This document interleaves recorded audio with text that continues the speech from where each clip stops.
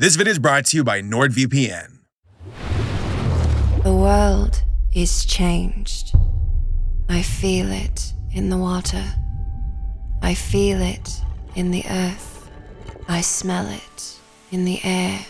Much that once was is lost, for none now live who remember it, or don't really want to remember it.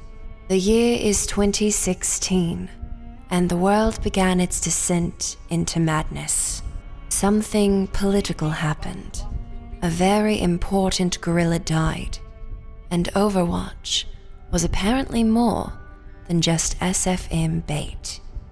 As the year approached its conclusion, we all thought that the worst was behind us, that we could lay 2016 to rest, and look towards 2017 with hope and optimism. But they were all of them deceived, for another movie trailer was made in the land of Sony animation. In the fires of the boardroom, the Dark Lord Poop Emoji forged in secret a movie trailer, and into this trailer he poured his cruelty, his malice, and his will to pander to all audiences. One trailer to ruin them all. I'm doing it now. So most of y'all know that I'm no stranger to watching and reviewing bad animated films. I mean, really bad. Stuff that most people didn't even know existed, but unfortunately does. Throughout my journey of suffering the worst of the worst, I've witnessed some abhorrent contenders with ratings and review scores that reflect the overall quality, or lack thereof, of the movie. But one film that I'm conflicted about when it comes to its rating is the Emoji Movie, a 3.3 on IMDb, a 6% critic score on Rotten Tomatoes, and only 2 positive ratings on Dove.org with a 0 out of 10 on the Faith Meter. Folks, I gotta ask, were we too harsh towards the Emoji Movie? Huh? Wow, I can't believe those words left my mouth. But it's no longer 2017. That was 29 years ago. And I feel that enough time and emotionally charged energy has passed for us to revisit this movie and see it from a different perspective. Not in the effort of rationalizing it as a good film in disguise, but more to ask ourselves if we allowed external pressure and online opinion to convince us to critically nuke a movie that, based on merit alone, might not be nearly as bad as we remember. Like, did you watch it? I mean, really watch it? Or did you go into the movie automatically assuming it was going to be trash with an already formed opinion? Well, I'm here to ask the tough questions. Were we too hard on the Emoji Movie? Why does this kid have a recycling bin on his smartphone? And why the hell is there a bona fide ad for Candy Crush in this movie? Like, can you imagine that? Watching this movie and then bam, out of nowhere, an ad for Candy Crush right in the middle of your viewing experience. Such disrespect for art. Truly disgusting.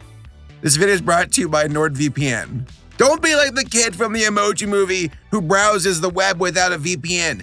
See?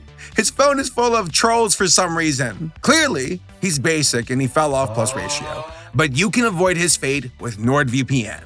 Nord offers security and allows you to protect your privacy and encrypt your data. Oh, what? You don't want to watch the Emoji Movie and you would rather watch something else on another streaming service? Oh, too bad it's region locked. Wha-bam! With a single press of a button, you can now access Japanese Netflix. Easy as that. And that's just one server out of the 5,400 covering 60 countries.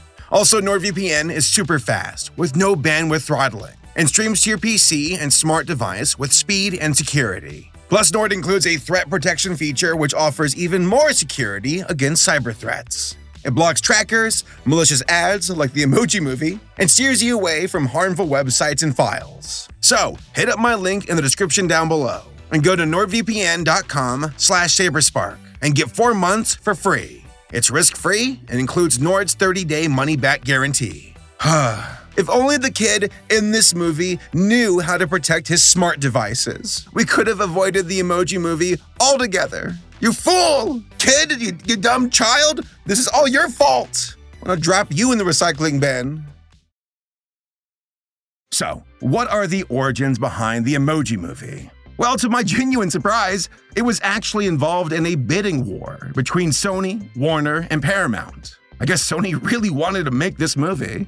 The film itself was thought up by Tony Leondis, who would go on to write and direct the movie. According to interviews with Tony, he was searching for, quote, the next Toy Story, and thought that emojis were the ticket, that they are a connecting human element to the cold and technical landscape of the internet. Search emojis right from your keyboard. Tony commented in an interview that the theme of the movie is about self-identity and the difficulty of living in a world that expects you to only be one thing, like a smiley face or a frowny face or Patrick Stewart getting an easy paycheck. You thought I was asleep, didn't you? Acting. Regardless, Tony knew that telling his story would require the production to move at an accelerated rate, since technology itself is always on the move. Could the plot of the Emoji Movie be outdated by the time it was finished in production? Yeah, that's a real possibility. Because of that, the production was completed in little over 2 years, which is, admittedly, quite the time crunch. Almost seems that the entire motivation behind this movie is financially driven instead of creatively. On December 20th, 2016, the first trailer for the Emoji Movie was released, and it got dunked on hard by online reviewers. Why? Because people saw this film as a desperate attempt to cash in on a trend, which, honestly, isn't that far from the truth. Trailer after trailer faced waves of dislikes to the point where the movie itself became a meme. Like, the only person who truly loved this movie in the most unironic, not satirical, 100% genuine way was Jack's Films, of course. And again, he wasn't joking, he loved it. All right? Wink, wink. On July 23rd, 2017, the Emoji Movie was released in theaters and was a critical disaster. However, to the dismay of the internet, it was a financial success. Not by a large margin, but the film did make money for Sony.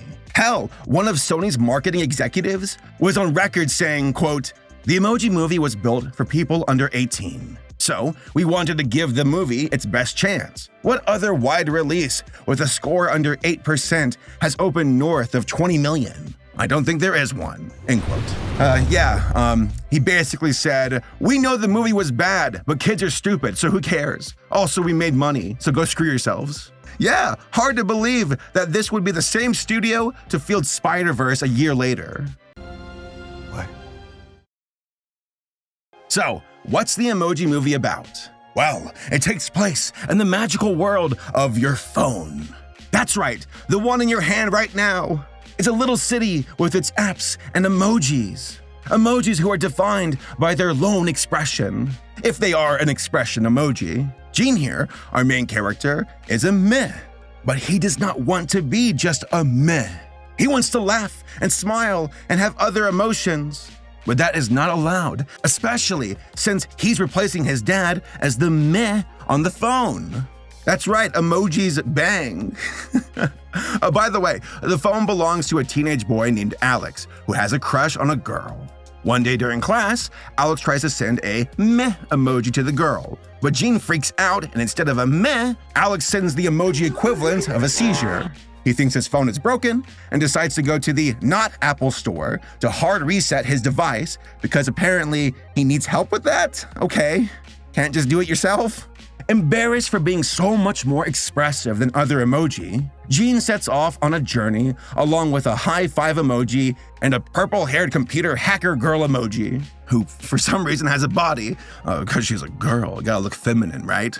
And they are off to get the source code of the meh expression for Gene so he can be a normie again. They gotta go to Dropbox to the cloud to get the source code and reset Gene, because that makes sense. Along the way, Jailbreak here, the girl emoji, falls for Gene and also reveals that she is a princess emoji. But she doesn't want to be just a princess emoji. Oh, and there's a villain too, named Smiler, and she sends antivirus bots to go delete Gene because she's upset at him for breaking the phone? Okay, sure. At the end, the phone is about to be hard reset. And Gene here uses his expressions in a desperate attempt to text the girl that Alex likes in order to make Alex not reset his phone. I guess they had this hope that the spastic emoji would convey Alex's emotions. Yeah, okay. And also, thank goodness the girl is also at the not Apple store during this moment. That's pretty convenient, right? But because of the emoji expression, the girl's like, I like you too, Alex. And he's like, wait, don't delete my phone. Pull the plug. And also apparently pulling the plug resets his phone from being deleted. So all the emojis who were temporarily deleted are not deleted. Technology, yay! But that is the main plot, more or less. Characters on a journey of self-identity and wanting to be more than just a lone character trait that defines them. And let me tell you, that kind of world building does not make any sense. Without a doubt, the movie's biggest issue is the nonsensical world building. This could have been largely glossed over if it was just a framing device, but the entire movie revolves around how the world inside your phone works, which means you can never fully disengage from these half-baked concepts.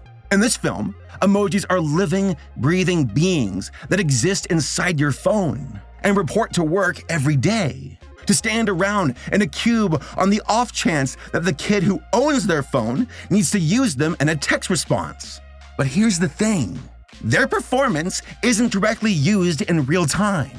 Instead, the device they stand in all day scans their expression and then sends that scan to the keyboard to use. So this begs the question, why not just keep that scan on file and send that data to the keyboard when requested? Why have an emoji standing there to begin with? Obviously, answering this question with any kind of logic kind of removes the point of this film existing. So let's just conveniently ignore that, even though the movie itself shows the existence of emoji stickers later on. Do scans exist? Yes. Do emoji stickers exist? Yes. Are we gonna just kinda let that fall to the wayside? Yeah, sure, just watch the movie, right?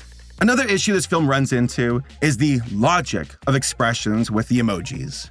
Gene here is treated as a freak for having other emotions besides what he's supposed to be. But multiple characters throughout the film show other emotions outside their assigned expressions. Like the only ones that seem consistent in their demeanor are Gene's meh parents, which only exist to serve as contrast to him. And why does the hand guy get full access to his emotions? Well, I suppose high five isn't an emotion, so he's not held to that standard. But if that's the case, then that seems pretty unfair to the expression emojis, either socially or biologically or both. The movie doesn't even acknowledge this inconsistency. Maybe it's trying to imply it's not that the emoji can't express other emotions, but merely that they shouldn't. That it's a social stigma. In that case, why isn't this movie more focused on showing Gene being bad at his job specifically for wanting to be more emotionally diverse? Why is he instead not even able to get a job before the movie starts because of him being the way he is? Why are his parents never expressive outside of work? The movie implies that they're retired, so why keep up the meh energy? None of it makes sense. It's very inconsistent.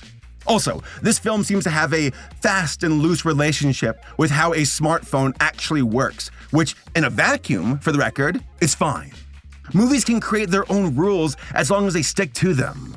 Does the power strip and Wreck-It Ralph make any sense with the characters hanging out there?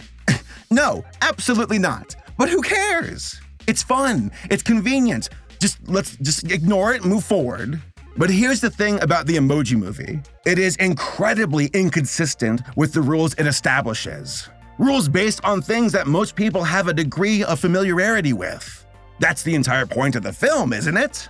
Emoji are hashtag relatable and popular. Make a movie about them living in your phone. What if feelings had feelings, right? What if emojis have feelings? But by doing that, you butt up against how things work in your movie for the sake of convenience or reference, versus how these things actually work. And it becomes distracting if they differ too much. For example, why are there trolls inside this kid's phone? Like, I understand that they're trying to be cute, but an internet troll isn't part of an application. It's a behavior taken by actual people, which we know exist in this universe because the entire framing device of the movie is that all these characters live inside a kid's phone. So people exist. Trolls are people, not data. That doesn't make any sense. The initial issue and the resolution of the film revolve around Jean making an expression that isn't an actual emoji available on a keyboard while on the job, to negative and later on positive effect respectively. Like, we've established that emoji all have roles. They're supposed to be a singular thing. We even have source code that controls how they act. So how exactly are these completely custom, on-the-spot created emoji even properly being received on another device? Normally, if you send a character that isn't supported by the receiving device, it just shows up as a blank square or an X or something. But if that happened, then the kid at the end would still hate his quote-unquote broken phone and would have gone through with the wipe, and we can't have that. Like, can you imagine, like, Jean here, I'll do a Hail Mary expression emoji, bleh, bleh, smile, frown, not sure, and then just pops up on the girl's phone, just little blip, little X, and she's like, what the hell is this? Phone deleted, movie's over. Obviously, these creative liberties are taken in order to add humor and drama to the story. But because they're framed around real things that we know, it becomes very distracting, especially when they're grounding everything even more in our world with actual recognizable brands and apps. Speaking of, this entire movie is virtually a commercial. Having actual apps people use in real life be featured in this movie is distracting for two reasons. One, it draws further attention to the times the movie couldn't get the rights to something. The kid has Candy Crush, Spotify, and Dropbox on his phone, but the phone itself is running a made-up, not iPhone OS, and he takes it to the not Apple store to get it wiped. And number two, it gives you perfect opportunities to add blatant product placement in your film, and good God, does the Emoji Movie leverage this opportunity. There's an entire plot point where Jean gets trapped in a Candy Crush board, and the only way to free him is to spend 5 minutes playing Candy Crush. They explain the rules, hype up the game with bubbly positive language, and all but turn towards the camera with a QR code to download the app. Again, just completely shameless, and it undermines any creative integrity the movie might have warranted.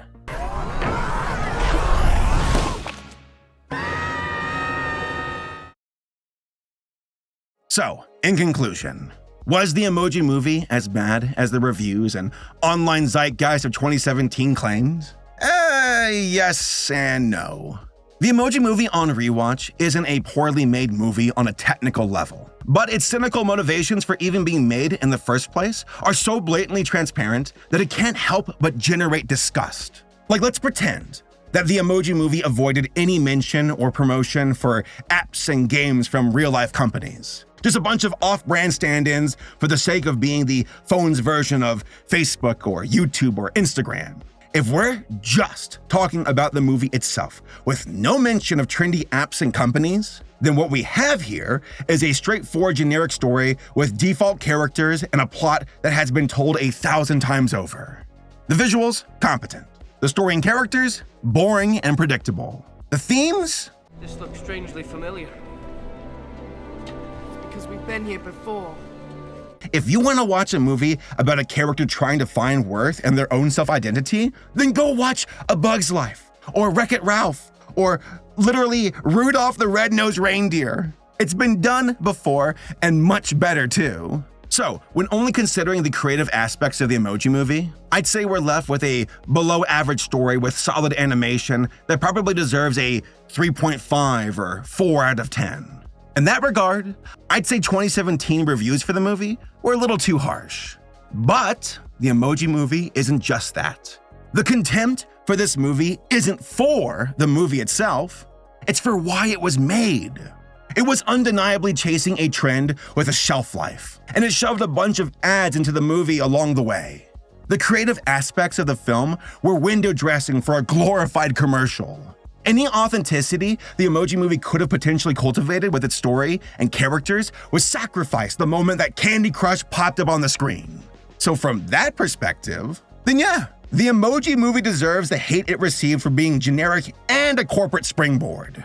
Even if the overall theme came from a personal place for the creator of the film, it was told in a very boring way. and is further damaged by the shilling of phone apps from real-life companies. So overall, I wouldn't say that the Emoji Movie, from a creative point of view, is some crime against humanity. It's a subpar film with a bare minimum plot that is unfortunately weighed down by the presence of in-movie advertising. So in that case, you see that 6% on Rotten Tomatoes? Let's make it a 5%, just to remind Sony how much we hated this movie and to never look back. Spider-Verse good, Emoji Movie bad. So let's just take this film and put it in the recycling bin on my phone with Les Trolls and my exclusive Overwatch SFM collection. Delete. There's no need for you to be here. I think I should stay and I think we should have sex. Okay.